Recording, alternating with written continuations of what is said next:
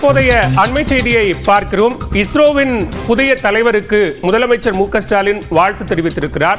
தமிழ்நாட்டைச் சேர்ந்த வி நாராயணன் இஸ்ரோவின் புதிய தலைவராக தேர்ந்தெடுக்கப்பட்டது மகிழ்ச்சி அளிப்பதாகவும், அரசு பள்ளியில் படித்து உதவியாளர் நிலையிலிருந்து தற்போது இஸ்ரோவின் தலைவராக அவர் உயர்வு பெற்றிருப்பது மகிழ்ச்சி அளிப்பதாகவும் முதலமைச்சர் மு.க.ஸ்டாலின் தனது வாழ்த்துச் செய்தியில் குறிப்பிட்டிருக்கிறார். அண்மை செய்தியாக பார்த்துக் கொண்டிருக்கிறோம்.